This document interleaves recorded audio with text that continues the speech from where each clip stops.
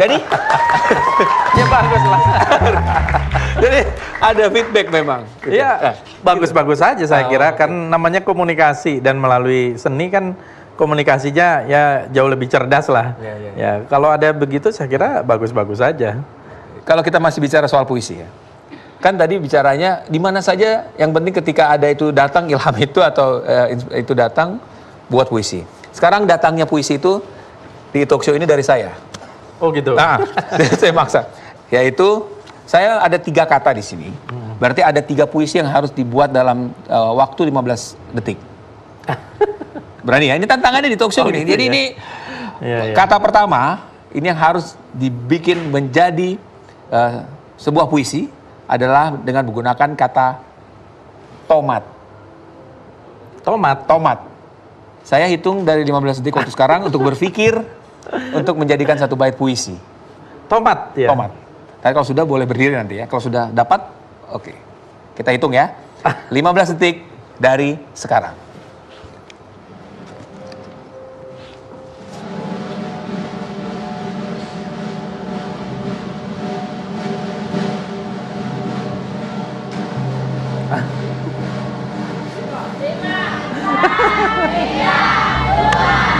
Oke. Sudah 15 detik. Saya persilakan Fadlizon membuat puisi dengan kata tomat. Aduh, ya. apa ya? Ya. Aku melihatmu seperti tomat yang enak untuk dimakan, enak untuk digenggam, tetapi hilang begitu saja dalam sekejap.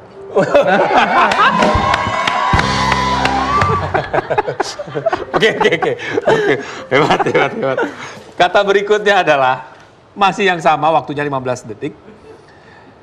Nah, ini dekat dengan Fadlizon, yaitu menggunakan kata Senayan. Oh, Senayan. Senayan. Ini pastinya saya bilang ini akan lebih mudah ya, karena sehari-hari ada di Senayan. Jadi waktunya kita mulai hitung dari sekarang, 15 detik.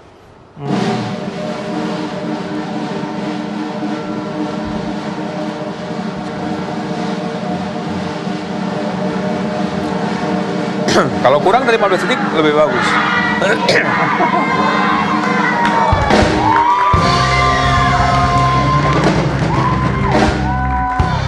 Gara-gara kata Senayan, Bang Fadli tadi gini, baru hitungan 10 tadi udah mau berdiri tuh. Oh.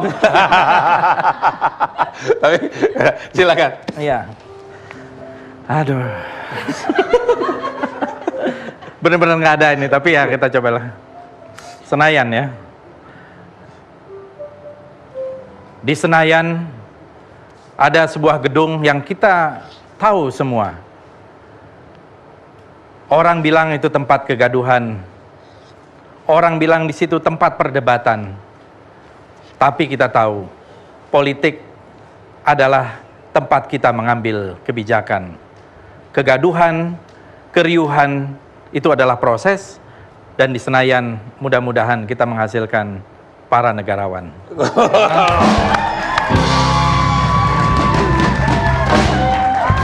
Kata terakhir. Ada lagi. Tomat, sehari-hari makan tomat. Senayan, ya ada di situ setiap hari bekerja.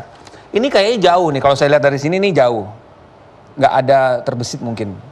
Ini kata berikutnya adalah tompel.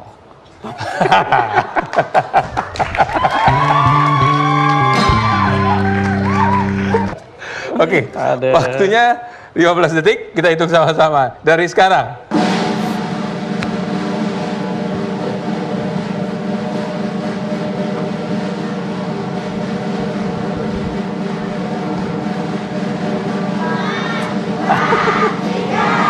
Dikerjain. Aduh. Hidup memang tidak pernah sempurna. Selalu ada yang tidak pernah kita duga. Ada tompel yang selalu menempel.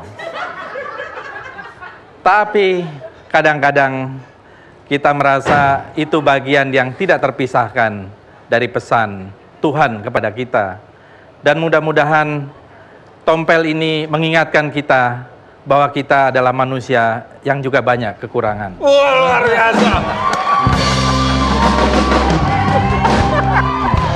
Saya pikir akan sulit loh tadi itu. Ternyata ya justru keluar ya. Pokoknya ngarang aja. Tapi nyambung loh semua, luar biasa. Itu dia ya tadi ya. Mungkin ini karena sudah terbiasa SD sih ya. Kelas 3 SD sudah bikin puisi sih ya. Nah, bicara tadi soal menyinggung soal bahwa salah satu puisinya ada muatan cinta, politik juga ada. Ya. Oke. Nah, apakah itu memang sudah niatan dipupuk dari usia muda waktu itu memang udah tujuannya ingin berpolitik? Sebenarnya hidup saya sih mengalir saja. Oke. Mengalir. Apa dalam bahasa Latin itu disebut pantare gitu ya. Jadi mengalir. Sebenarnya kalau passion saya sih lebih banyak ke bidang seni dan budaya gitu.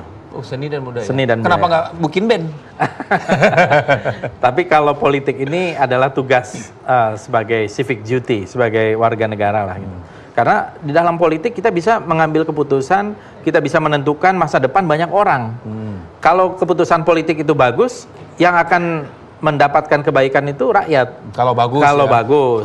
Kalau keputusan politiknya jelek, yang akan mendapatkan bencana dan kesengsaraan juga rakyat. Oke. Jadi sebenarnya perlu banyak orang yang merasa orang baik itu masuk di dalam politik. Oke. Ada pepatah yang mengatakan dari Edmund Burke itu, the only thing necessary for the triumph of evil is for good men to do nothing. Jadi kalau merasa orang baik-baik, jangan hanya nonton dari luar gelanggang. Masuklah ke dalam gelanggang. Karena kalau orang baik-baik semakin banyak politik, politiknya menjadi baik. Oke. Kalau semakin banyak orang yang punya niat jahat dalam politik, politiknya menjadi ya kelihatan jahat juga. Gitu. Kira-kira di Indonesia yang mana?